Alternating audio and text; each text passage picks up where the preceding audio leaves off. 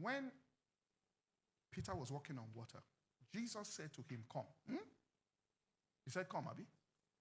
So he got down and started walking on water. Now, understand that the winds were always what? Boisterous.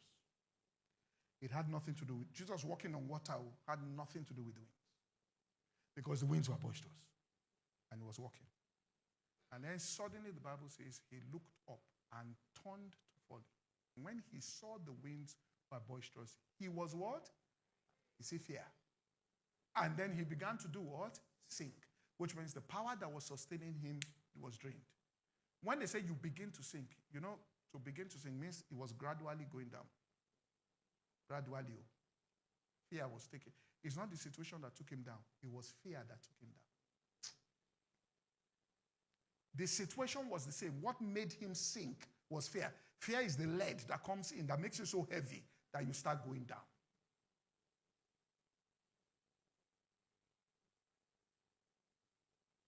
Then he cried to Jesus and said, save me. And Jesus saved him. Stretched forth his hand, caught him and said, O thou of little faith, wherefore did you do what? Doubt.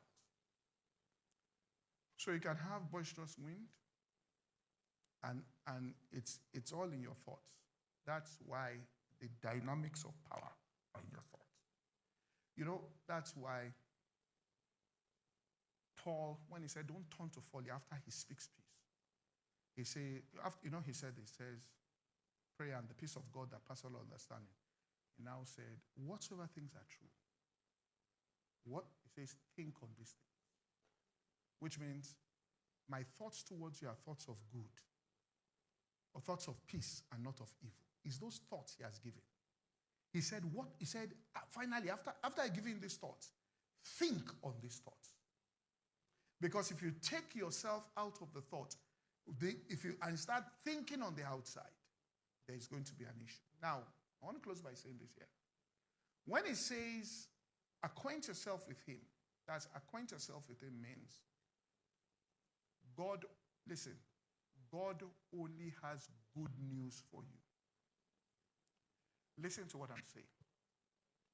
If you pray about anything, and you don't want to hear the thoughts of God, but why do you want to hear the thoughts of God? Because you are not sure what God will say. So you are pushing your own thoughts. That peace won't be there. The peace is found in the thoughts of God. Open yourself to God and let him communicate his thoughts.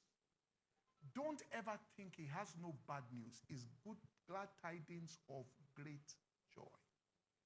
It may not be the way you thought it should happen, but when you hear his own version of it, your being will be flooded with peace and with joy, because he will show you what will come out of it. Are you following what I'm saying?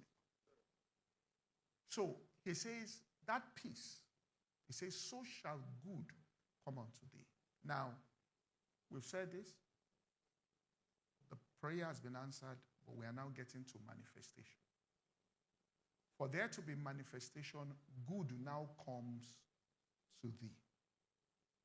Do you get what I'm saying here? Good means somebody walks up into your life. Good means you sat down and you are at the right place at the right time. Are you following what I'm saying here?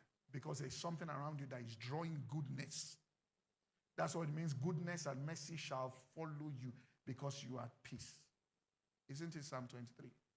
Though you walk through the valley of shadow of death, I will fear no evil. That's why goodness and mercy follows you now. Do you understand it now? Why is it with your own eyes you will see evil shall not come near? Because evil can only come to where there is fear.